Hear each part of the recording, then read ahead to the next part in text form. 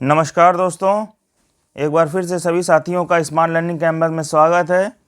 दोस्तों, आज की इस वीडियो में हम लोग बीपीएससी पीआरटी भर्ती का मैथ का चौथा सेट लगाने जा रहे हैं। इससे पहले हम लोगों ने 3 सेटों को लगाया था। तो चलिए वीडियो को शुरू करते हैं। पहला क्वेश्चन है दोस्तों, इनमें से कौन सी संख्या 8 से विभाज्य नहीं है? कौन सी संख्या 8 से विभाज्य नहीं है? दोस्तों, ऐसी कंडीशन में हम लोग को यहाँ पे 5 अंक दिए हुए हैं हर ऑप्शन में। तो उसके आखिरी के 3 डिजिट जो हैं उनमें 8 का बस भाग दे के देख लीजिए किसमें भाग जा रहा है किसमें नहीं। जिसमें भाग नहीं जाएगा वो हमारी संख्या पता चल जाएगी। तो दोस्तों, पहले में देखिए 8 का भाग देते हैं 676 में। तो ये हमारा हो जाएगा 8 से देंगे 64 हो जाएगा, 3 बचेगा 6, 8 चौको 32 दोस्तों। तो हमारा कितना शेष बच गया? तो ये हमारी यानी यही वाली जो संख्या है वो 8 से भाज्य नहीं है। ठीक है ना दोस्तों। इसके अलावा दूसरी एक और संख्या देख लेते हैं। ये देखिए, इसमें देखिए पूरा भाग चला जाएगा 8 से। तो ये हमारा हो जाएगा 8 एकम 8, ये 3 देखिए बचा, ये 5 हो गया, 8 चौको 32, और ये हमारा 3 हो गया, ये 0 हो गया, 8 त्रिक 24, 6, और ये देखिए 4। पूरा पूरा देखिए भाग चला गया 8 8 64। ठीक है ना। तो ये देखिए हमारा भाग इसी प्रकार इसमें भाग चला जाएगा। इन तीनों संख्याओं में भाग चला जाएगा। किस में भाग नहीं जाएगा? ए में। तो ये हमारी संख्या भाज्य नहीं है। तो हमारा ये ऑप्शन दोस्तों सही हो जाएगा। इसी प्रकार अगर आ जाए कि कौन संख्या 2 से भाज्य नहीं है, 2 से भाज्य, तो 2 से भाज्य का नियम ये कहता है, 2 से भाज्य का नियम, 2 से भाज्य का नियम क्या है कि इकाई जो अंक है, इकाई अंक में अगर 0 2 4 6 8 आ रहा है तो 2 से भाज्य है, 2 से भाज्य, ये 2 से भाज्य है। 3 का नियम क्या कहता है? 3 से भाज्य का नियम, 3 से भाज्य का नियम क्या कहता है? 3 से भाज्य का नियम दोस्तों ये कहता है कि कोई संख्या है उनके अंकों का योग, संख्या के अंकों का योग 3 का गुणा, जो 3 का अगर गुणज है तो वो संख्या 3 से भाज्य हो जाएगी। जैसे मान लीजिए 111 लिया, अब 111 को जोड़ दीजिए 1 + 1 + 1 संख्याओं के अंकों को जोड़ दीजिए तो आया हमारा 3। ये 3 आया और 3 एकम भी 3 होता है तो 3 का गुणज बन रहा है, यानी वो 3 से विभाज्य हो जाएगा। इसी प्रकार 4 से भाज्य का नियम देखिए, 4 से भाज्य का नियम, 4 से भाज्य का नियम ये कहता है आखिरी के 2 अंक, अगर कोई संख्या है उसके आखिरी के 2 अंक 4 से विभाज्य हों तो वो पूरी संख्या 4 से विभाज्य होगी। और 5 का नियम देख लीजिए, 5 से विभाज्य का नियम, 5 से भाज्य का नियम क्या कहता है? वो नियम ये कहता है कि आखिरी का जो अंक है वो 0 अगर 5 है तो पूरी संख्या 5 से विभाजित होगी। और 6 से भाज्य का नियम क्या कहता है दोस्तों? 6 से भाज्य का नियम वो कहता है कि अगर कोई संख्या 2 और 3 से विभाज्य है, कोई संख्या 2 और 3 से विभाज्य है तो वो संख्या 6 से भी विभाज्य होगी। ये 6 का नियम कहता है दोस्तों। तो हमारा कौन सा दोस्तों ऑप्शन सही था? इसका ए ऑप्शन बिल्कुल सही था दोस्तों। अगला क्वेश्चन देखते हैं। क्वेश्चन नंबर 2 देखिए, 10% पानी युक्त 16 लीटर दूध को इतना पतला करने के लिए उसमें कितने लीटर पानी मिलाया जाना चाहिए कि मिश्रण का पानी जो है वो 20% हो जाए दोस्तों। तो यहाँ पे जो दूध है ये हमारा है 16 लीटर। कितना है? 16 लीटर। अब इसमें 10% क्या था? पानी। यहाँ पे पानी कितना है? 10%। तो 16 का 10% निकाल लीजिए। 16 का 10%, 10/100 ये हो जाएगा। ये हमारा प्रतिशत हट जाएगा। ठीक, ये प्रतिशत हट जाएगा हमारा। अब इसको हम लोग सॉल्व कर लेंगे तो ये हमारा हो जाएगा 0 0 कट जाएगा। ये हमारा आ जाएगा 1.6 लीटर। कितना आ गया? 1.6 लीटर इसमें पानी है। अब दोस्तों इसमें बोला गया है कि इसमें पानी और कितना मिलाया जाना चाहिए कि मिश्रण जो है 20% हो जाए दोस्तों। तो ऐसी कंडीशन में क्या करना है कि टोटल हमारा दूध 16 था जिसमें पानी हमारा कितना था? 1.6 था दोस्तों। अब इसमें कितना मिलाया जाए तो हमको पता नहीं है, इसमें मिला दीजिए। मान लीजिए इतना मिलाया जाएगा तो हमारा कितना परसेंट हो जाए? 20% हो जाए दोस्तों। इसको सॉल्व कर लेंगे हम लोग। 20 पंचे 100, 1/5 हो जाएगा दोस्तों। इसको क्रॉस मल्टीप्लाई कर देंगे तो 16 पंचे ये हो जाएगा हमारा 80 और ये हो जाएगा 5x इज इक्वल टू ये हो जाएगा हमारा 16 एकम 16x, ये 16 हो जाएगा और हमारी ये हो जाएगा x। दोस्तों इसको सॉल्व कर लेंगे तो हमारा हो जाएगा 4x इज इक्वल टू ये हमारा 8 हो जाएगा। इसको सॉल्व कर लेंगे दोस्तों तो हमारा आंसर क्या आ जाएगा दोस्तों, x बराबर 2। यानी कितने लीटर पानी मिलाना है दोस्तों, 2 लीटर अगर इसमें पानी और मिला दिया जाए तो मिश्रण 20% हो जाएगा। हमारा दोस्तों ए ऑप्शन बिल्कुल सही हो जाएगा। दोस्तों अगला क्वेश्चन देखते हैं। क्वेश्चन नंबर तीसरा, 1/6 से किसी भिन्न को घटाने पर 1/13 आता है तो वह भिन्न क्या है दोस्तों। इसको कैसे करेंगे, मान लीजिए कोई भिन्न है 1/6, ठीक, इसमें किसी भिन्न को, मान लीजिए कोई भिन्न को घटा दिया गया, ये मान लीजिए कोई भिन्न है तो क्या आ जाता है 1/13। तो भिन्न पूछी गई, इसको सॉल्व कर लेंगे, सिंपल सा है 1/6 माइनस 1/13 और यहाँ पे हो जाएगा हमारा x। इसको सॉल्व कर लीजिए, ये हो जाएगा हमारा 13 छंग 78, तो 13 माइनस 6, तो हमारा दोस्तों कितना आंसर आ जाएगा, 13 में 6 गया 7/78। तो यहाँ पे कौन सी भिन्न आ जाएगी, घटाने पर 7/78। दोस्तों कौन सा ऑप्शन सही हो जाएगा हमारा, इसका ए ऑप्शन दोस्तों बिल्कुल सही हो जाएगा। अगला क्वेश्चन देखते हैं। क्वेश्चन नंबर चौथा देखिए, 17 गेंदों को 720 रुपये में बेचने पर 5 गेंदों के क्रय मूल्य के बराबर की हानि होती है, एक गेंद का क्रय मूल्य ज्ञात कीजिए दोस्तों। तो 17 गेंदों को 720 रुपये में बेचा गया, 17 गेंदों का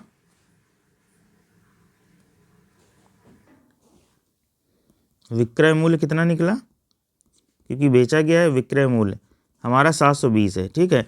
अब यहाँ बोला 5 गेंदों के क्रय मूल्य के बराबर हानि हुई है, 5 गेंदों के, तो यहाँ पे 17 माइनस 5 कर देंगे, ठीक है, क्योंकि हानि हमारी कितनी हुई थी 5 गेंदों के बराबर। तो 17 माइनस 5 कर देंगे, हमारी 12 गेंदें जो आएंगी, 12 गेंदों का जो मूल्य होगा वो किसके बराबर होगा, वो इसी के बराबर होगा, ठीक है। ये हमारा 12 गेंदों का क्रय मूल्य आ जाएगा 720। अब यहाँ बोला एक गेंद का, तो एक गेंद का कितना हो जाएगा दोस्तों, एक गेंद का हो जाएगा 720 और भाग दे देंगे 12 से, 12 छंग 72, 60 रुपये। एक गेंद का क्रय मूल्य क्या आ जाएगा दोस्तों, 60 रुपये। इसका सी ऑप्शन बिल्कुल दोस्तों सही हो जाएगा। अगला क्वेश्चन देखते हैं। क्वेश्चन नंबर 5 देखिए, 3000 से बड़ी सबसे छोटी वह संख्या कौन सी है जिसे 4, 7 और 10 से विभाजित करने पर शेषफल 3, 6 और 9 बचता है। दोस्तों 3000 से बड़ी होनी चाहिए और सबसे छोटी भी होनी चाहिए। तो इसमें दोस्तों क्या करेंगे, 4 से जब विभाजित करें तो शेषफल 3 बचना चाहिए। तो सबसे पहले हम लोग माइनस कर लेते हैं, 4 माइनस 3 ये हमारा 1 हो जाएगा। फिर 7 माइनस 6 बराबर 1 हो जाएगा और 10 माइनस 9, ठीक, ये हमारा अंतर हमने निकाल लिया, ठीक है ना, शेषफल बचता है इस प्रकार से। अब हम लोग क्या करेंगे, इन तीनों नंबरों का क्या करेंगे, हम लोग लासा निकाल लेंगे। क्या निकाल लेंगे, लासा निकाल लीजिए दोस्तों। 2 दूनी 4, 7 और 5, 1 7 5 और ये हमारा दोस्तों हो जाएगा 5, तो ये 1 7 1 और ये हमारा 7 हो जाएगा। इसी प्रकार हमारा एलसीएम कितना निकला, 2 दूनी 4, 4 पंचे 20, 20 सत्ते 140। दोस्तों हमारा एलसीएम कितना निकल के आया, 140। अब दोस्तों क्या करना, ये 140 आया, यानी कि 4, 7, 10 से अगर भाग देंगे तो 140 यानी आएगा, तीनों से पूरा वो विभाजित हो जाएगा। लेकिन हमसे बोला गया ये भी शेषफल भी बचना चाहिए और 3000 से बड़ी भी होनी चाहिए। तो दोस्तों हम लोग क्या करेंगे, 140 का सिंपल सा हम लोग भाग दे देंगे 3000, 3000 में दे दीजिए, तो हमारा कितना आ जाएगा, ये हो गया हमारा 14 दूनी 28 हो जाएगा, 280, ठीक। यहाँ पे हमारा बचेगा 20 और ये हमारा 0, ठीक। अब हम लोग भाग जब देंगे तो एक बार जाएगा, दोबारा जब भाग देंगे तो ज़्यादा हो जाएगा, हमको ज़्यादा जस्ट ज़्यादा चाहिए, इससे कितना ज़्यादा चाहिए, तो हमारा 280, ठीक है, हमारा 80 ज़्यादा हो जा रहा है, ठीक है ना। बस थोड़ा इससे नेक्स्ट जो भाग हमारा जाएगा 21 से जा रहा था, हमें एक ज़्यादा देना है, तो हमारा 80 एक्स्ट्रा आ जाएगा। जब 80 एक्स्ट्रा आ जाएगा किसमें, 3000 में, 3000 में एक्स्ट्रा कितना आया हमारा 80, इसको जोड़ देंगे दोस्तों। ये हमारा जब जोड़ देंगे तो हमारा आ जाएगा 3080, 3080 आ जाएगा। इसमें जब 4, 7, 10 का भाग देंगे तो पूरा पूरा चला जाएगा, लेकिन हमसे बोला था कि शेष में कितना बचना चाहिए, 3, 6, 9 दोस्तों बोला था ना, 3, 6, 9 ये बचना चाहिए। तो हम लोग क्या करेंगे, हम लोगों ने निकाला था कि 4 माइनस 3 1, यहाँ पे 7 माइनस 6 माइनस कर लिया था, तो यानी इसमें -1 कर देंगे तो हमारा आंसर वो आ जाएगा, शेषफल भी हमारा बच जाएगा। तो इसका सही जो आंसर होगा वो हो जाएगा 3079। दोस्तों कौन सा ऑप्शन सही हो जाएगा, इसका ए ऑप्शन बिल्कुल सही हो जाएगा। दोस्तों अगला क्वेश्चन देखते हैं। एक महिला ने वर्ष के प्रारंभ में 4005 प्रतिवर्ष के चक्रवृद्धि ब्याज की दर से निवेश किया, दूसरे वर्ष के अंत में उसके निवेशित धनराशि कितनी हो जाएगी। 5% यानी 100% था, ठीक है ना। टोटल रुपए कितने थे, 4000। निवेश प्रतिवर्ष 5% के ब्याज से, यानी कि 100 से उसको 105 कर लिया, तो 102 बार उसने जमा किया। तो दोनों में 100 में 5 जोड़ देंगे, ये हमारा हो जाएगा। इसको सॉल्व कर लेंगे, 2 साल के लिए बोला तो 2 बार हम लोग इसमें ऐड करेंगे, मल्टीप्लाई कर देंगे। अब इसको सॉल्व कर लेंगे, ये 2 से 0 कट जाएगा, ये 1 0 ये कट जाएगा हमारा, और ये हो जाएगा हमारा 2 दूनी 4, 2 पंचे 10, 5 एकम 5 और 21 पंचे 105। ये हमारा हो जाएगा 42, और मल्टीप्लाई हम लोग कर देंगे 105 से 42 का। इसको सॉल्व कर देंगे, हमारा हो जाएगा, इसका जल्दी से मल्टीप्लाई कर देते हैं।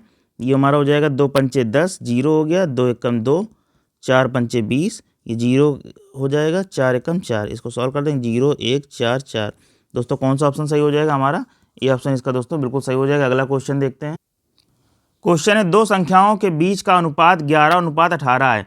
यदि दोनों संख्याओं में 4 को जोड़ा जाता है तो उनके बीच का अनुपात जो है 13:20 हो जाता है। तो मूल संख्या पूछी गई है। मूल संख्या दोस्तों पूछी गई है, तो मान लीजिए कोई ये संख्या है 11:8 के रेशियो में, ठीक है ना। x लगा लेते हैं। इसमें क्या जोड़ा गया दोस्तों, इसमें 4 जोड़ दिया गया, तो दोनों में 4 जोड़ देते हैं इस संख्या में, तो वो संख्या हमारी हो जाती है 13:20 की। दोस्तों इसको सॉल्व कर लेंगे, मल्टीप्लाई कर देंगे क्रॉस, 11 दूनी 22, 220x प्लस 80, और ये हो जाएगा हमारा, ये हमारा हो जाएगा 13 8 104 और 13 एकम 13 23 x प्लस 13 चौको 52। दोस्तों अब इसको पक्षांतर करके सॉल्व कर लेंगे, तो ये हमारा हो जाएगा,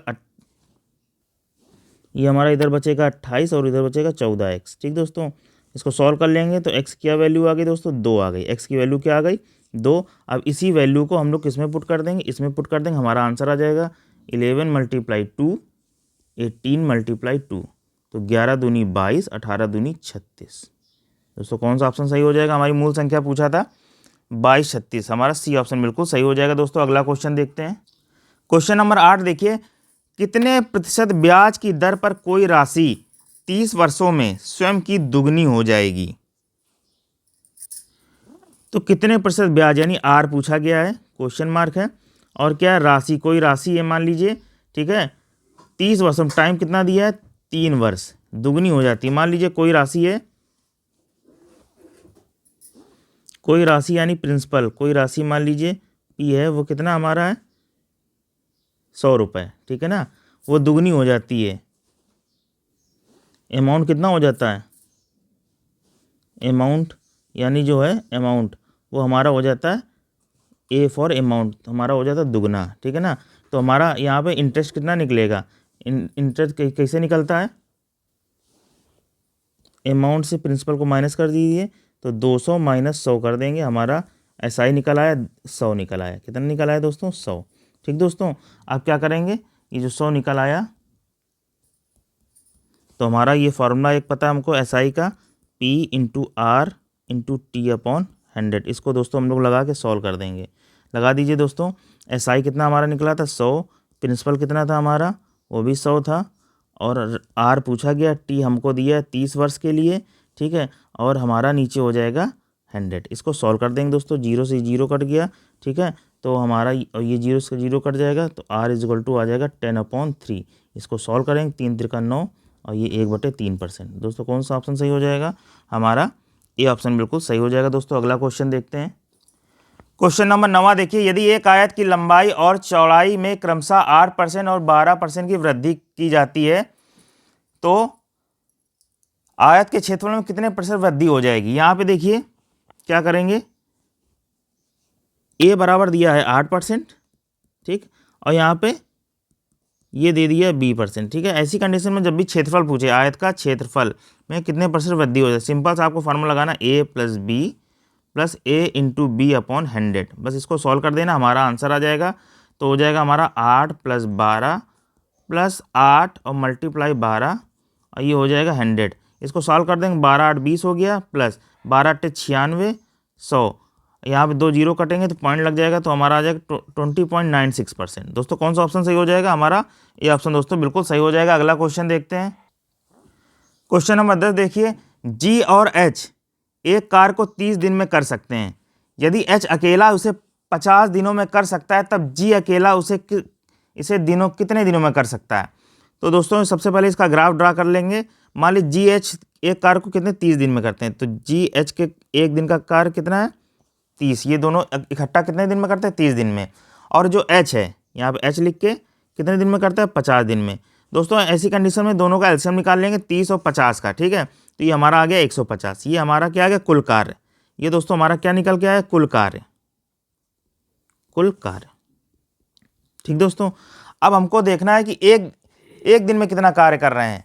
तो देखिए यहाँ पे इसका भाग दे देंगे, 30 का भाग 150 में दे दीजिए, तो हमारा एक दिन का कार्य निकल आएगा। तो यानी 5 कार्य कर रहे हैं, कितना 5 एक दिन में 5 काम कर रहे हैं।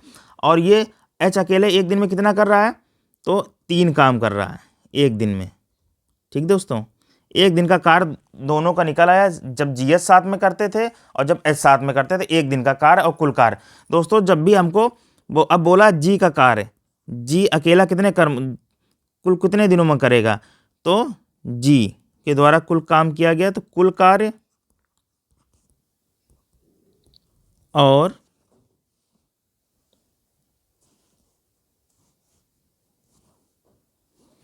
यहाँ पे जीएच के एक दिन का कार्य, जीएच के एक दिन का कार्य माइनस एच के एक दिन का कार्य, एक दिन का कार्य, इसको माइनस कर देंगे। तो कुल कार्य हमारा था 150, जीएच ने एक दिन में कितना काम किया था 5 और एच ने एक दिन में काम किया 3। इसको दोस्तों सॉल्व कर लेंगे, हमारा आंसर आ जाएगा, ये हमारा हो जाएगा 75 दिन। कितना आ जाएगा दोस्तों 75 दिन। यानी ये जी अकेले उस कार्य को कितने दिन में करेगा दोस्तों 75 दिनों में कर देगा दोस्तों। इसका ये ऑप्शन बिल्कुल सही हो जाएगा दोस्तों। अगला क्वेश्चन देखते हैं। क्वेश्चन 11 देखिए, 30 लोग किसी कार्य को 12 दिन में पूरा कर सकते हैं। 40 लोगों को उसी कार्य को पूरा करने में कितना समय लगेगा। तो इसके लिए एक फार्मूला, बेस्ट फार्मूला है m1d1 upon w1 is equal to m2d2 upon w2। दोस्तों बस ये फार्मूला लगाना है। यहाँ पे m1 जो है, यहाँ पे सबकी वैल्यू निकाल लीजिए। m1 का मतलब है कितने लोग हैं, मैन, यानी 30 लोग हैं। दिन कितने लगाते हैं, यानी 12 दिन लगाते हैं। कार हमारा क्या है, कार वही एक ही कार है, कार हमारा क्या है w1 एक है। फिर 40 लोग, फिर m2 कितना हो जाएगा हमारा 40 हो जाएगा। अब संख्या पूछी कि कितने दिन में करेंगे d2, कार अभी भी वही सेम है, एक है। अब इसकी वैल्यू पुट कर देंगे तो हो जाएगा 30 × 12, कार एक हमारा है, m2 40 है, इंटू d2, ये हो जाएगा d2, और ये हमारा कार अभी भी एक है। अब इसको दोस्तों सॉल्व कर देंगे, ये हमारा हो जाएगा,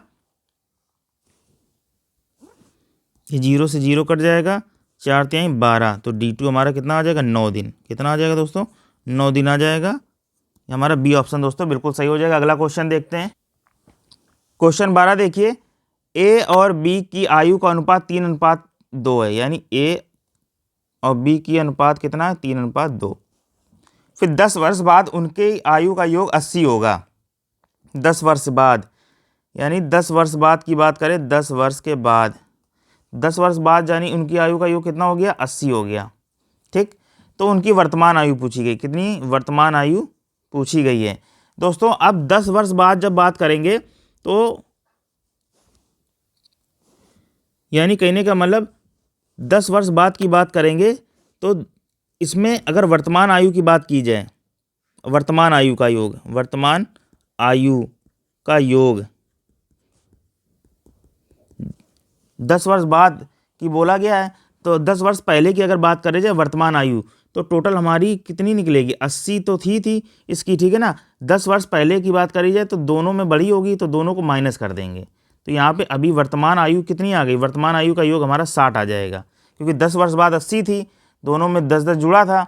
लेकिन अगर वर्तमान की बात करेंगे तो माइनस कर देंगे तो 60 आ गया। ये हम इसके इक्वल कर देंगे, इनके अनुपात के। तो ये हो जाएगा हमारा 3x + 2x is equal to 60। तो हमारा अनुपातिक मान कितना आ जाएगा दोस्तों 12। कितना आ गया दोस्तों 12 आ गया, ठीक। अब हमसे बोला था ए और बी की अनुपात पूछा था, आयु का अनुपात। तो दोस्तों 3x यानी 3 × 12 और 2x यानी 2 × 12, तो हमारा हो जाएगा 36 और 24 दोस्तों। कौन सा ऑप्शन दोस्तों सही हो जाएगा? बी ऑप्शन इसका बिल्कुल दोस्तों सही हो जाएगा। दोस्तों अगला क्वेश्चन देखते हैं। क्वेश्चन नंबर 13 देखिए, स्थिर जल में एक नाव की गति है 11 किलोमीटर प्रति घंटा। यदि नाव 2 घंटे में धारा के विपरीत दिशा में 19 किलोमीटर की दूरी तय करती है तो धारा की गति ज्ञात कीजिए। दोस्तों मान लीजिए ये कोई डिस्टेंस है, ठीक दोस्तों। अब नाव की गति 11 किलोमीटर प्रति घंटा है। नाव मान लीजिए है कोई, ठीक, इसकी जो गति है 11 किलोमीटर प्रति घंटा है दोस्तों। यदि नाव 2 घंटे में धारा के विपरीत दिशा में 19 किलोमीटर की दूरी तय करती है। मान लीजिए धारा का बहाव इधर था, ठीक है ना, और नाव जो है इधर आएगी। अब नाव क्या होगा, इस साइड आएगी, ठीक है ना। तो 19 किलोमीटर की दूरी तय करती है 2 घंटे में 19 किलोमीटर, ठीक। तो धारा की गति पूछी गई है, धारा की गति पूछी गई है कितनी होगी।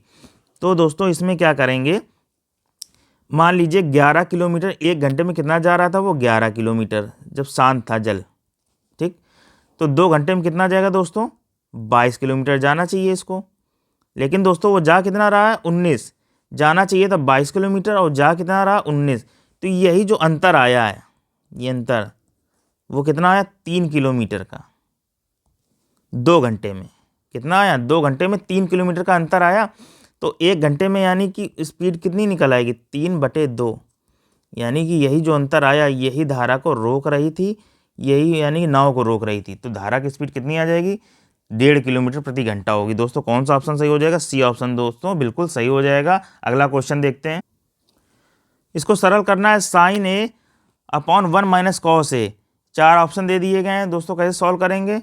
यहाँ पे दिया हुआ साइन ए 1 - कॉस ए। दोस्तों कभी भी नीचे माइनस के फॉर्म में जब कोई चीज़ होती है तब तो उसको हम लोग संयुग्मी कर देते हैं, तो 1 + कॉस ए हो जाएगा। और यहाँ पे भी क्या हो जाएगा, इससे क्वेश्चन में कोई फ़र्क नहीं पड़ता है, ठीक दोस्तों। अब हम लोग क्या करेंगे, ऊपर ऐसे मल्टीप्लाई कर देंगे 1 + कॉस ए, और जो नीचे हो जाएगा ये देखिए 1 + a + b, a - b का फॉर्मूला बन जाएगा a - b, और a + b का ये फॉर्मूला देखिए नीचे बन रहा है a² - b², ठीक है।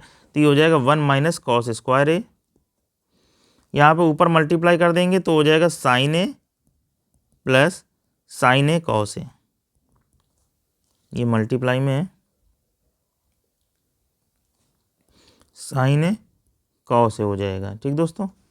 और यहाँ पे हो जाएगा 1 - cos² ए होता है हमारा sin²। ये फॉर्मूला होता है ट्रिग्नोमेट्री में। अब इसको अलग अलग कर लेंगे, साइन ए अपॉन sin² ए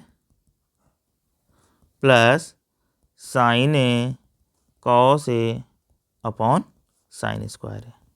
अब इसको दोस्तों जो कट रहा वो काट देंगे, उसको सॉल्व कर देंगे। साइन ए से ये स्क्वायर कट गया, यहाँ पे साइन ए से 1 स्क्वायर ये कट गया, तो हमारा हो जाएगा 1/sin ए जो होता है वो होता है कॉस ए के। क्या होता है दोस्तों, कॉस ए के प्लस cos/sin होता है कॉट ए। दोस्तों हमारा कौन सा ऑप्शन आ जाएगा दोस्तों, देखिए कॉस ए के प्लस कॉट ए, हमारा बी ऑप्शन आ जाएगा दोस्तों। ये हमारा ऑप्शन बिल्कुल सही होगा दोस्तों। अगला क्वेश्चन देखते हैं। क्वेश्चन नंबर 15 देखिए, एक दुकानदार अंकित मूल्य पर 10% की छूट देने के बाद भी 26% का लाभ कमाता है। यदि क्रय मूल्य 800 है तो अंकित मूल्य दोस्तों बताना क्या होगा। दोस्तों इस कंडीशन में क्या करेंगे, जो छूट दी गई, क्या दी है, छूट हमारी दी है 10%, ठीक। और फिर भी लाभ कितना कमा रहा है, छूट देने के बाद लाभ हमारा कितना वो कमा रहा है, 26% का लाभ वो कमा रहा है। दोनों छूट और लाभ हमारा परसेंटेज में जब भी देता है तो इस कंडीशन में हम लोग को एक चीज़ याद रखनी है, यहाँ पे क्रय मूल्य या फिर लागत मूल्य जो होती है उसको बराबर किसके कर देना है, अंकित मूल्य के। किस शर्त पे, किस शर्त पे दोस्तों हमको बराबर कर देना है, जब 100 माइनस छूट, 100 माइनस छूट और यहाँ पे 100 में प्लस लाभ। इसको बस हमको सॉल्व करना है दोस्तों, इसको हमको सॉल्व कर देना है। तो 100 में मान लीजिए छूट जो है वो कितनी दे रहा है, 10% दे रहा है। 100 में छूट 10 दे रहा है और अंकित मूल्य में लाभ उसको कितना मिल रहा है, छोड़ देंगे, 26 को जोड़ देंगे, यानी 90 जब क्रय मूल्य होता है तो 126 हो जाता है अंकित मूल्य। जब क्रय मूल्य 90 है तो अंकित मूल्य 126 हो जाएगा। और जब क्रय मूल्य यहाँ पे अब कितना दिया, 800, कितना दिया है, जब 800 क्रय मूल्य होगा दोस्तों तब कितना हो जाएगा अंकित मूल्य, तो 126 मल्टीप्लाई हमारा हो जाएगा 800 से और भाग हमारा किससे हो जाएगा, 90 से दोस्तों। इसको सॉल्व दोस्तों कर देंगे, इसको दोस्तों सॉल्व कर दीजिए 90, ठीक। अब इसको काट देंगे, कट रहा होगा, ये जीरो से ये जीरो कट जाएगा और ये हो जाएगा 9 एकम 9, ये 9 एकम 9 हो जाएगा और 9 चौको 36। 14 का मल्टीप्लाई 80 से कर देंगे, 80 मल्टीप्लाई 14 दोस्तों, इसका आंसर आ जाएगा, ये हमारा हो जाएगा 0 और 14 अट्ठे 112। दोस्तों कौन सा ऑप्शन सही हो जाएगा, हमारा अंकित मूल्य क्या आ जाएगा, ए ऑप्शन इसका बिल्कुल सही हो जाएगा 1120। दोस्तों समझ में आ गया होगा आपको। अगला क्वेश्चन दोस्तों देखते हैं, क्वेश्चन नंबर 16 देखिए, 0.0234 की सही अभिव्यक्ति है। अब यहाँ पे 234 के ऊपर बार लगा हुआ है दोस्तों, इसका मतलब ये है, अगर इसको देखा जाए 234 तो इसका मतलब ये बार इसके ऊपर लग जाता है, यानी वो रिपीट कर रही संख्या बार बार 234 ऐसे चल रही है, ठीक दोस्तों। इसको कैसे सॉल्व करेंगे दोस्तों, तो सिंपल सा है दोस्तों, यहाँ पे देखिए 0.0234 को ऐसे नोट कर दिया, ठीक दोस्तों। अब क्या करना है दोस्तों, यहाँ पे जो संख्या लिखी है उसको उतार देना है, 0.234, ठीक दोस्तों, इतना काम कर लेंगे। अब फिर अपॉन का सिंबल लगाएंगे, बटे का। अब यहाँ पे जिसके जितने अंकों पे बार लगा हुआ है उतने हम लोग 9 ऐड कर देंगे नीचे, 9 9 9 दोस्तों, ठीक। 3 अंकों पे लगा हुआ था, 3 हमने 9 ऐड कर दिए। अब जिस पे नहीं लगा हुआ है दोस्तों, जिस पे नहीं लगा हुआ है यानी 0 पर नहीं लगा हुआ है बार, तो जिस अंक पे जितने अंकों पे बार नहीं लगा होता है उतने 0 नीचे बढ़ा लेते हैं, 0 यहाँ पे नीचे बढ़ा दिया और उसी अंक को ऊपर माइनस कर देते हैं, तो यहाँ पे 0 को माइनस कर दिया जाएगा पूरी संख्या से दोस्तों। अब यहाँ पे कोई फर्क नहीं पड़ेगा 0 क्योंकि ये तो हमारा ये आ जाएगा 234/999 और ये 0 दोस्तों। अब इसको बस सॉल्व कर देंगे, हमारा दोस्तों आंसर आ जाएगा। इसको दोस्तों देखिए, ये 3 से कट जाएगा हमारा, ये हमारा 3 से कट जाएगा, 3 सत्ते 21 हो जाएगा, 2 3 8 24 और ये हमारा हो जाएगा 3 3 3 0 3 3 3 0, ये हमारा हो गया 78 और ये 3 3 3 0 हो गया। अब दोस्तों इसको डायरेक्ट हम लोग 6 से काट देते हैं, तो ये हमारा हो जाएगा 6 एकम 6 और 6 त्रिक 18 दोस्तों, और ये भी 6 काट देंगे, 6 पंचे 30, ये 5 आ जाएगा। फिर ये हमारा 6 पंचे 30 5 आ जाएगा और 6 पंचे 30 13/550 दोस्तों। कौन सा ऑप्शन दोस्तों सही हो जाएगा हमारा, 555 हो जाएगा, ये 555। तो हमारा दोस्तों कौन सा ऑप्शन सही हो जाएगा, ए ऑप्शन हमारा सही हो जाएगा 13/555। इसी प्रकार दोस्तों अगर कहीं लिखा होता है इस प्रकार से 0.1234 लिखा होता और बार लिखा होता इसके ऊपर लगा होता दोस्तों, ऐसी कंडीशन में इसको कैसे हल करते, तो दोस्तों सेम सा चीज़ था, पूरी संख्या को ऐसे नोट कर लेते, ठीक है ना। जितने में बार लगा है उतने 9 जोड़ देते और जिसमें बार नहीं लगा है उतने 0 लगा देते, ठीक दोस्तों। और यहाँ पे जिस अंक पे बार नहीं लगा उसी को ऊपर माइनस कर देते दोस्तों। तो 1233 को 9 9 9 और 0 को सॉल्व करते, तब हमारा दोस्तों आंसर आता। तो इस प्रकार से ऐसे जो बार वाले क्वेश्चंस आते हैं हल किए जाते हैं दोस्तों। अगला क्वेश्चन देखते हैं, क्वेश्चन नंबर 17 देखिए, दिल्ली मेट्रो 48 किलोमीटर प्रति घंटे की औसत चाल से चलकर एक दूरी को 40 मिनट में तय करती है। यदि इसी पूरी दूरी को 32 मिनट में तय करना हो तो ट्रेन की गति क्या होगी दोस्तों। मान लीजिए अभी चाल कितनी है, 48 किलोमीटर घंटे, ये हमारी चाल क्या है, 48 किलोमीटर प्रति घंटे है। तब वो कितना समय ले रही है, समय उसने कितना लिया, 40 मिनट। ये इसको मिनट में घंटे में चेंज कर लेंगे तो 40/60 हो जाएगा, ये 0 0 कट जाएगा, 2 दूनी 4 2 3 6 यानी 2/3 आ गया, ठीक है दोस्तों। अब यहाँ से हम लोग दूरी को पता कर लेंगे, दूरी कितनी है 48, दूरी बराबर समय गुणे चाल, तो चाल गुणे समय हो जाएगा, ये हमारी दूरी आ जाएगी 16 3 48 यानी 32 किलोमीटर आ गई, ठीक है दोस्तों। अब हमारा यहाँ बोला टाइम, अब टाइम हमको बोला कि 32 मिनट में तय करनी है, 32 मिनट में, तो इसको भी घंटे में बदल देंगे तो 32/60 कर देंगे, ये हमारा हो जाएगा 4 × 32 और ये हो जाएगा 4 एकम 4 और 4 पंचे 20, 8/15 आ जाएगा टाइम। अब दोस्तों इसको सॉल्व कर लेंगे। ट्रेन की गति, नई गति जो है, नई गति बराबर क्या होता है, चाल बराबर दूरी, दूरी हमारी 32 थी बटे समय, तो 8 जब नीचे आएगा तो 15 ऊपर आ जाएगा ऑटोमेटिक। अब इसको सॉल्व कर देंगे। 8 चौको 32, 15 चौको 60, 60 घंटे, 60 किलोमीटर प्रति घंटे आ जाएगी दोस्तों। कौन सा ऑप्शन सही हो जाएगा हमारा, ए ऑप्शन बिल्कुल सही हो जाएगा दोस्तों। अगला क्वेश्चन देखते हैं। क्वेश्चन है, रघु का टैंकर एक जलाशय को 4 घंटे में भर सकता है। जलाशय आधा भरने के बाद इसी तरह के 3 टैंकर खोल दिए जाते हैं, तो जलाशय को पूर्णतः भरने में कुल कितना समय लगेगा। मान लीजिए इस तरीके का कोई जलाशय है और इसमें एक टैंक को खोला गया है, ठीक है ना, जो 4 घंटे में इसको पूरा भर सकता है। 4 घंटे लेता है, 4 घंटे, ठीक। फिर क्या किया गया, 3 टैंकर और खोले जाते हैं आधा भरने के बाद।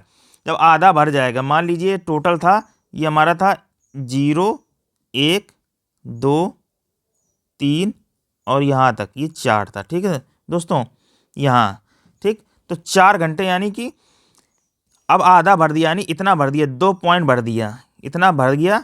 4 घंटे में पूरा भर रहा है, तो आधा कितने में भरे, 2 घंटे में आधा भर दिया उसने, 2 घंटे में आधा भर गया, यानी 1/2 भाग भर चुका है, ठीक दोस्तों। अब इतना भाग बचा, 1/2 भाग और बचा भरने में।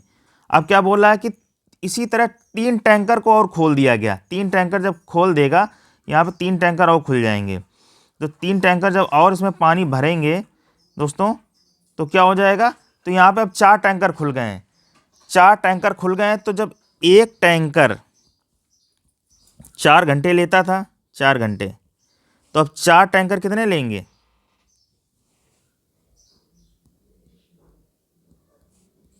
अब तो 4 टैंकर हो गए, तो यानी कितना हो जाएगा,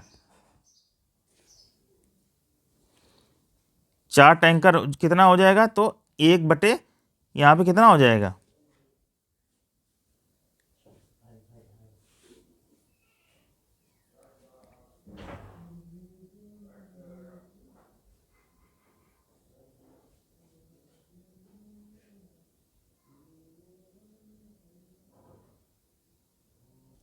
तो सिंपल सी बात है, 2 घंटे में कितना भरा, 2 घंटे में आधा, ठीक है दोस्तों। 2 घंटे में कितना भर दिया, यहाँ पे आधा भर दिया। अब 4 नल जब खुल जाएंगे, 4 नल, तो आधा ही भाग तो भरना है, आधा भाग भरना है, 4 नल, तो हमारा कितना टाइम लगेगा, 30 मिनट और टाइम लग जाएगा, 30 मिनट और टाइम दोस्तों लग जाएगा, क्योंकि 4 नल खुल गए हैं, ठीक है ना। जब 4 नल खुल जाएंगे, 30 मिनट और टाइम लग जाएगा। तो हमारा 2 घंटे पहले लगा हुआ था और 30 मिनट बाद में दोस्तों लगा, टोटल टाइम कितना हो जाएगा दोस्तों, 2 घंटा 30 मिनट दोस्तों हो जाएगा, 2 घंटा 30 मिनट। कौन सा ऑप्शन दोस्तों सही हो जाएगा हमारा, डी ऑप्शन दोस्तों बिल्कुल सही हो जाएगा दोस्तों। अगला क्वेश्चन देखते हैं दोस्तों।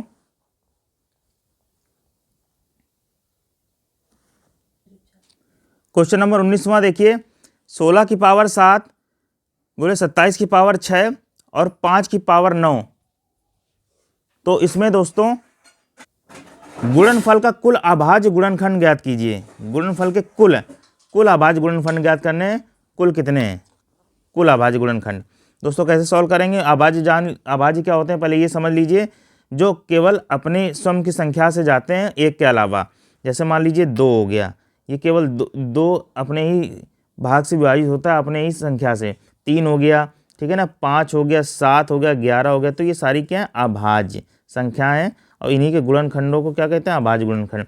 अब इनको बोला है कुल कितने अभाज्य गुणनखंड होंगे इसके गुणनफल में, तो दोस्तों 16 की पावर 7 है, इसको हम लोग 4, 2 जो होता है सबसे छोटा अभाज्य गुणनखंड होता है, तो 4 को 2 के फॉर्म में तोड़ लेंगे, 2 की पावर 4, ठीक है, ये 16 हो जाएगा। इसकी होल पावर हमारी 7 थी, फिर मल्टीप्लाई, ये हमारा हो जाएगा 27, 27 को 3 के फॉर्म में तोड़ देंगे, क्योंकि ये भी सबसे छोटा अभाज्य होता है 27 का, 3 × 9 = 27, और इसकी पावर कितनी है हमारी 6, और 5 तो अपने आप में एक अभाज्य है ही, ठीक है। अब दोस्तों इसको सॉल्व कर लेंगे, 2 की पावर 7 चौको 28 हो जाएगी, और ये हो जाएगा 3 की पावर 18 हो जाएगी, और 5 की पावर दोस्तों 9 हो जाएगी दोस्तों। इसको सॉल्व कर लेंगे दोस्तों, तो इसको सॉल्व करने के बाद हमारा कितना, 28, 8, 36, 46, और इनको जोड़ देंगे, ये जितनी भी हैं पावर इनको जोड़ देंगे, ये गुणनखंड का काम करेंगे, 18 + 9, तो हमारा हो जाएगा कितना, इसको जोड़ ही चुके थे, 18 ऑलरेडी जोड़ चुका है, तो 46 + 9 हमारा कितना हो जाएगा 55 दोस्तों। कौन सा ऑप्शन दोस्तों सही हो जाएगा, सी ऑप्शन इसका बिल्कुल सही हो जाएगा दोस्तों। अगला क्वेश्चन देखते हैं दोस्तों, क्वेश्चन नंबर 20 देखिए। उपरोक्त विभिन्न चित्र उन छात्रों को दर्शाता है जो छात्र में 3 खेल हैं M, N व L खेलते हैं, जो न्यूनतम 2 खेल खेलते हैं। ऐसे छात्रों की कुल संख्या। न्यूनतम 2 खेल खेलें, अधिक से 3 भी खेल सकते हैं। न्यूनतम 2 खेल यानी खेलने ही हैं, और अधिकतम से अधिक कितने भी खेल खेलें, 3 भी खेल सकते हैं, 3 खेल, ठीक है। न्यूनतम की बात बोला है, अधिकतम 3 भी खेल खेल सकते हैं, वो सारे छात्र इसमें बोले हैं, लेकिन न्यूनतम 2 खेल खेलते हों। दोस्तों देखिए, सबसे पहले M की बात करें और N की बात करें। M और N की बात करते हैं, M और N की। तो M और N में देखिए, यहाँ पे ये सर्कल जो दिया हुआ है ये और इसका, तो यहाँ पे देखिए M और N में 8 छात्र ऐसे हैं जो खेल रहे हैं। M और N में 8 छात्र, ठीक है। फिर इसके बाद M और L की बात की जाए, M और L की, इसमें 2 न्यूनतम छात्र कौन कौन से हैं जो खेलते हैं। ये देखिए L का ये सर्कल है, ये वाला सर्कल यहाँ पे, ये देखिए ये चीज़ है, ये गोला, इसमें भी है, इसमें भी है, तो ये हमारे साथ हैं M और L में, ठीक दोस्तों। इसके बाद बात की जाए N और L की, N और L, N का ये गोला है, L का ये है। यहाँ पे देखिए जो कॉमन नंबर है वो देखिए दोनों में आ रहा है, तो ये हमारा हो जाएगा 9, ठीक दोस्तों। और बोला न्यूनतम 2 खेल खेलने चाहिए, अधिकतम कितने भी खेल सकता है, यानी उसका कहने का तात्पर्य ये है। तो अधिकतम यानी कि जो 6 कैंडिडेट ऐसे हैं जो M में भी हैं, N में भी हैं और L में भी हैं, तो 6 ये भी होंगे, ठीक है ना। M, N, L जो तीनों खेलते हैं वो 6 हैं दोस्तों। इनको सबको जोड़ देना है, 8 7 15, 15 9 24, 6 30 दोस्तों। तो हमारी कुल छात्र कैसे संख्या कितनी हो जाएगी दोस्तों, 30 हो जाएगी दोस्तों। इसका डी ऑप्शन दोस्तों बिल्कुल सही होगा। तो इस प्रकार दोस्तों आज के इस सत्र में हमने 20 क्वेश्चंस को कंप्लीट किया, जो कि बहुत ही ज़रूरी है एग्ज़ाम के लिए दोस्तों। आशा करते हैं आपको ये वीडियो अच्छा लगेगा। अगर आपको वीडियो अच्छा लगे तो उसको लाइक शेयर सब्सक्राइब जरूर करें, और कहीं भी कोई भी प्रॉब्लम आए तो हमको कमेंट बॉक्स पे कमेंट कर सकते हैं। आपकी हर समस्या का निदान इसी पे होगा दोस्तों। चलिए मिलते हैं अगले वीडियो में, तब तक के लिए सभी दोस्तों को, छात्रों को नमस्कार।